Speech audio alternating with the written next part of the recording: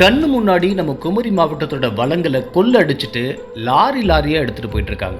திமுக காரன் பிஜேபியை கையை காட்டுறான், பிஜேபி இதை கண்டுக்க கூட மாட்டான்.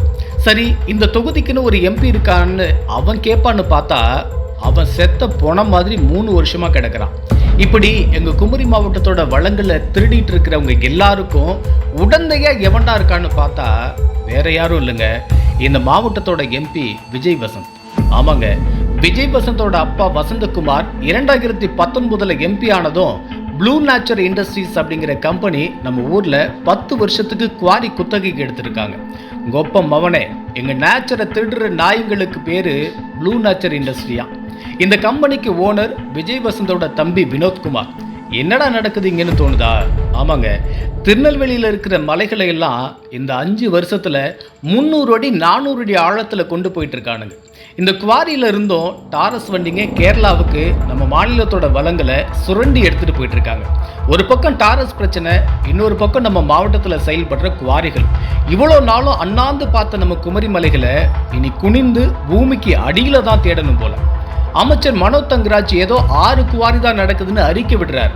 அந்த 6 குவாரியும் யாரோடதுன்னு சொல்லுவாரா?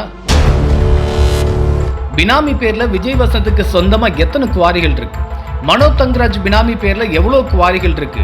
இதையும் சேர்த்து சொல்லுங்களேன். குமரி மக்கள் காரி துப்புவாங்கன்னு பயமா? இந்த குமரி மாவட்டத்தோட வளங்களை விஜய் வசந்தும் மனோ தங்கராஜும் வெட்டி வித்து பணம் பார்த்துட்டு இருக்காங்க. இதுல வெளியே நல்லவன் நாடகம் வேற. உங்களுக்கெல்லாம் மனசாட்சின்னு ஒண்ணு இருக்காடா அப்படின்னு தான் கேட்க தோணுது. இந்த பொழப்புக்கு போற வர 4 பேர்கிட்ட இந்த லாரிகளால எவ்வளவு ஆக்சிடென்ட் நடந்து எத்தனை மக்கள் உயிரை விட்டுருக்காங்க.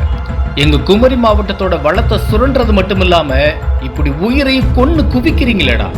இவ்வளோ நாளும் கண்ணுக்கு தெரியாத எவனோ எங்கேயோ இதெல்லாம் பண்ணிட்டு இருக்கான்னு பார்த்தா எங்க கண்ணு முன்னாடி கம்பீரமா கார்ல போயிட்டு வந்துட்டு இருக்கீங்கல்ல.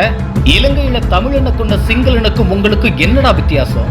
அவனாச்சும் முன்னாடி நின்று கொண்டான், நீங்க என்னங்கடான்னா எங்க முதுகுல குத்திட்டு இருக்கீங்க. ஓட்டு கேட்டு வரும்போது தெரியும் உனக்கு எங்க கோபம் என்னன்னு.